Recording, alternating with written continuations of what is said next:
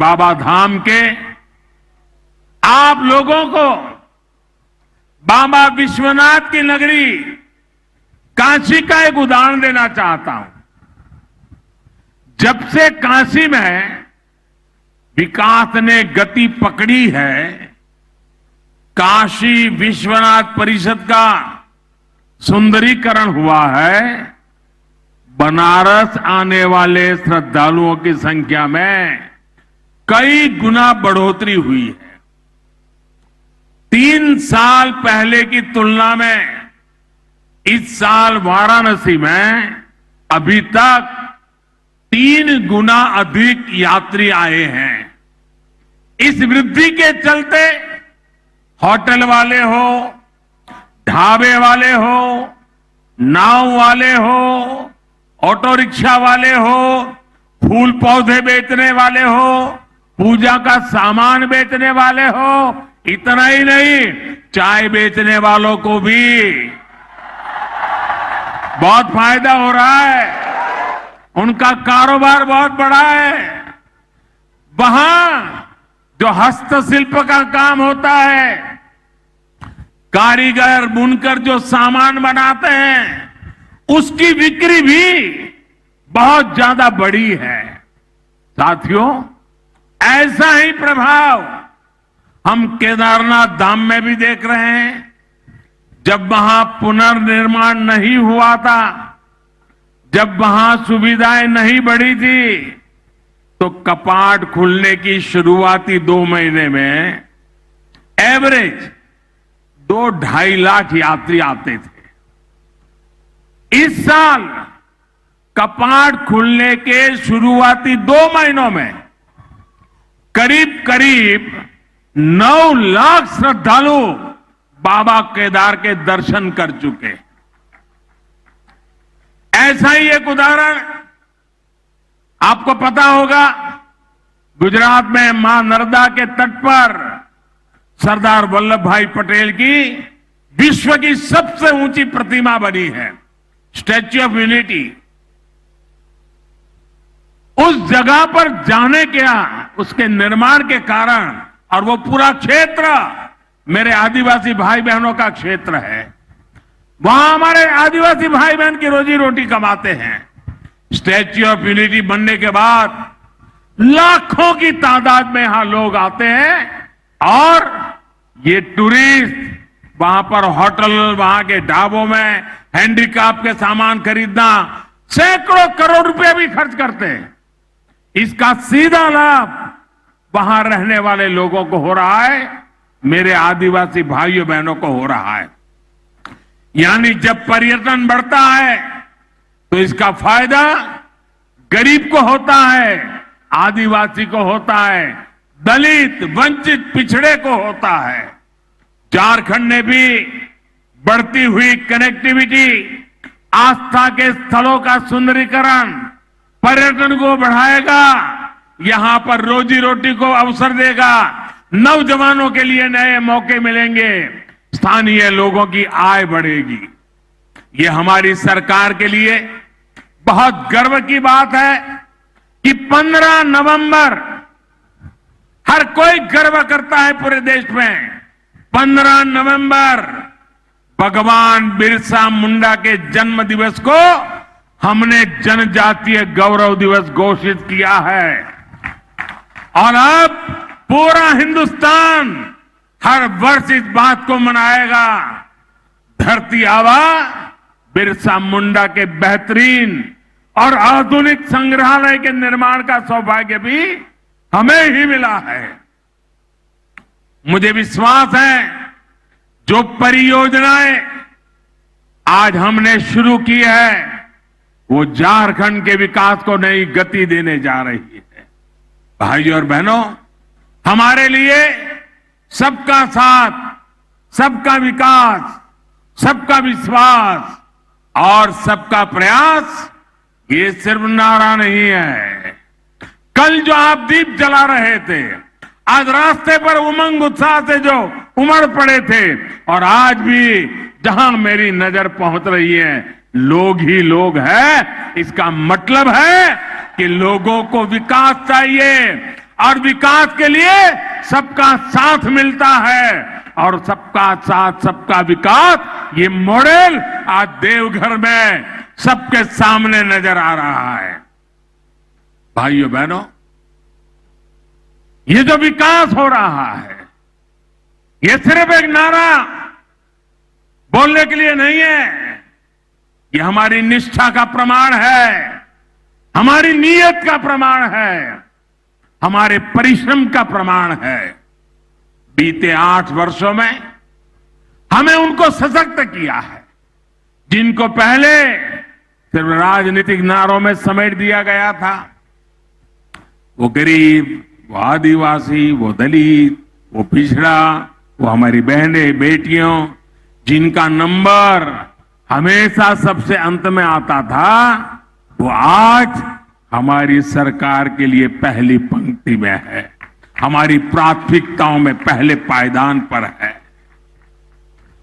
वो क्षेत्र जो विकास की दौड़ में पीछे रह गए, हम उनको आगे लाने के लिए दिन रात मेहनत कर रहे हैं।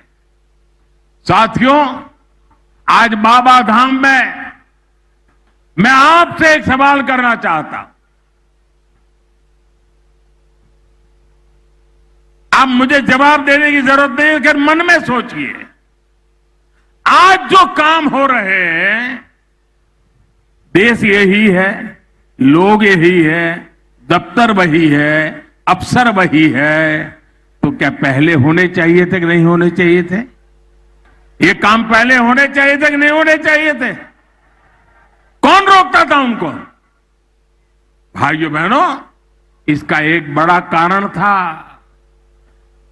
सरकारें कुछ होती हैं जिसके दिल में सेवा भाव नहीं, सत्ता भाव भर जाता है,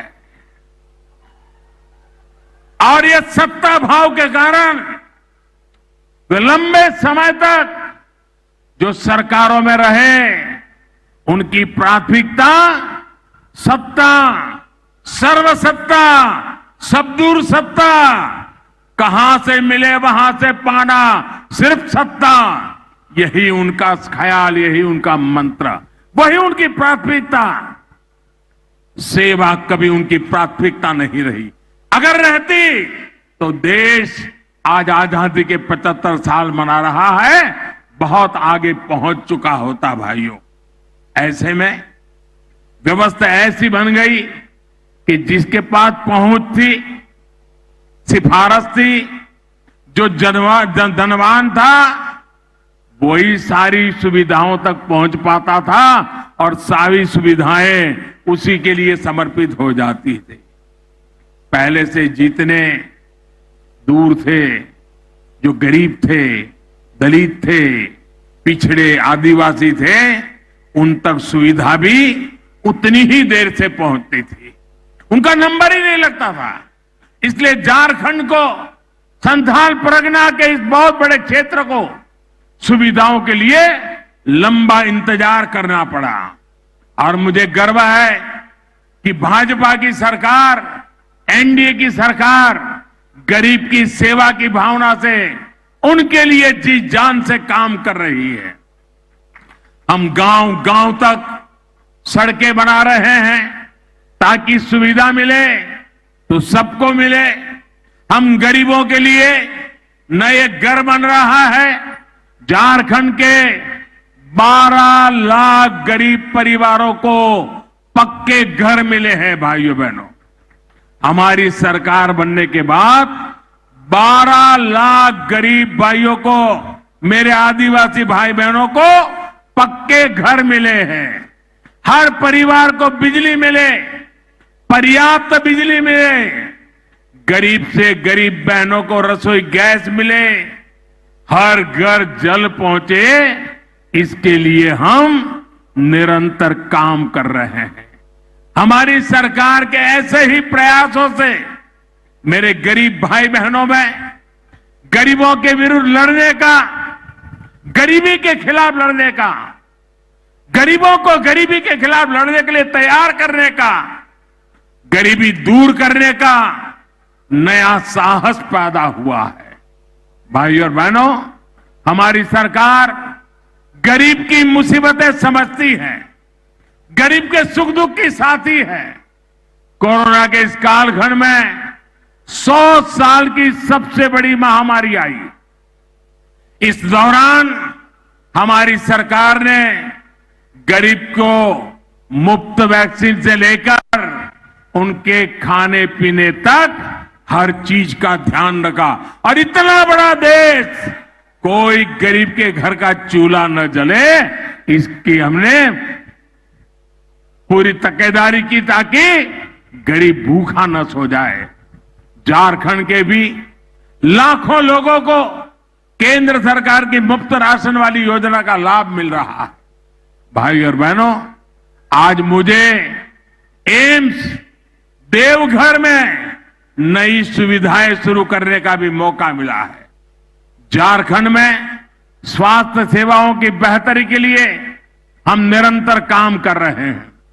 यही झारखंड की धरती है जहां से जब रघुवर दास जी मुख्यमंत्री थे, आयुष्मान भारत योजना का उद्घाटन प्रारंभ यही झारखंड से हुआ था। इस योजना के तहत देश के 3 करोड़ गरीब मरीजों को मुफ्त इलाज मिल चुका है।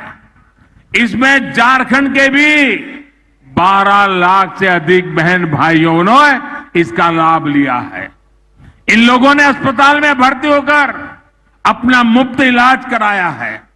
आप कल्पना कर सकते हैं, इससे सिर्फ झारखंड के गरीबों को ही 1400 करोड़ रुपए, अगर ये योजना न होती तो उनको अस्पताल के 1400 करोड़ रुपए का बिल भरना पड़ता। आज इस योजना के कारण झारखंड के लोगों के जेब में वो 1400 करोड़ रुपया बच गया है। मेरे भाइयों बहनों, सोचिए, इतना पैसा खर्च करके इलाज करने के बजाय मेरा गरीब भाई बहन तो यही सोचता कि भाई कुछ नहीं करना है, थोड़ी तकलीफ होगी, अब कितने दिन जीना है।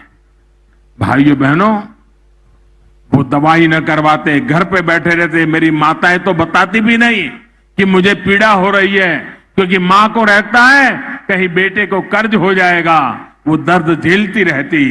लेकिन मां, तेरे बेटे पर कर्ज न पड़े, तेरा दूसरा बेटा बैठा है तेरी चिंता करेगा। लेकिन भाजपा सरकार की योजना गरीब के लिए बहुत बड़ा संबल बनकर आई है।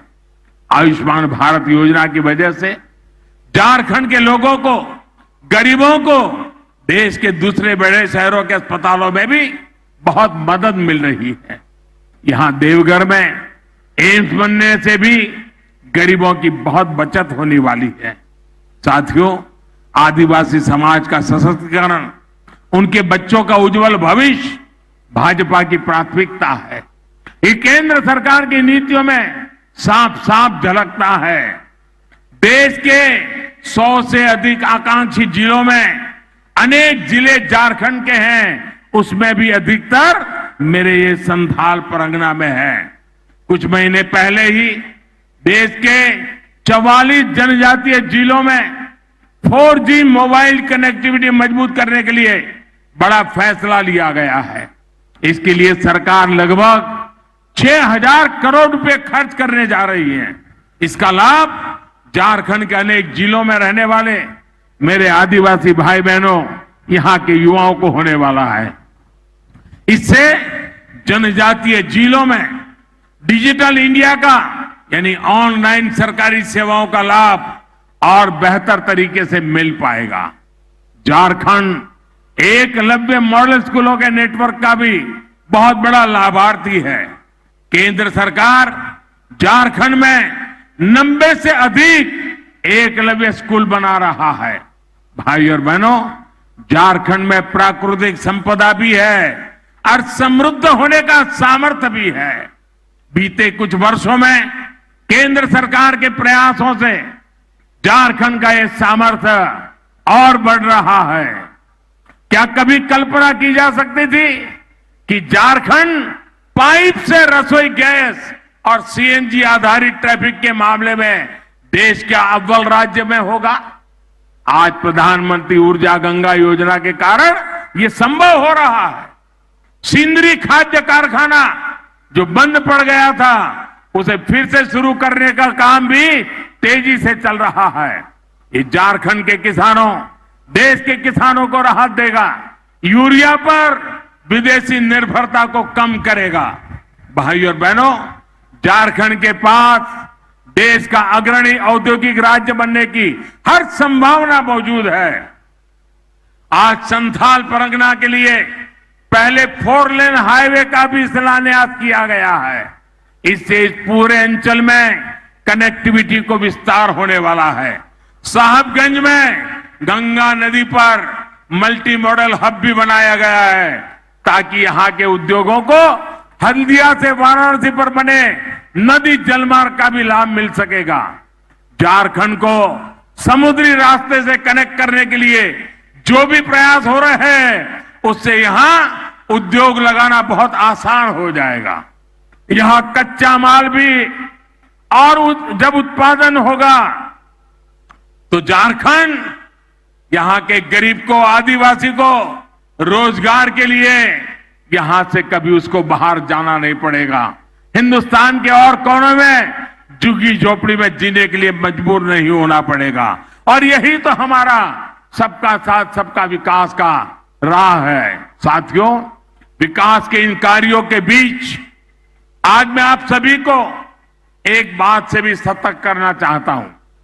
आज हमारे देश के सामने एक और ऐसी चुनौती आ खड़ी हुई है, जिसे हर देशवासी को जानना और समझना है। यह चुनौती है शॉर्टकट की राजनीति की। बहुत आसान होता है लोग लुभावन वायदे करके शॉर्टकट अपनाकर लोगों से वोट बटोर लेना। शॉर्टकट अपनाने वालों को ना मेहनत करनी पड़ती है और ना ही उन्हें दूरगामी परिणामों के बारे में सोचना पड़ता है।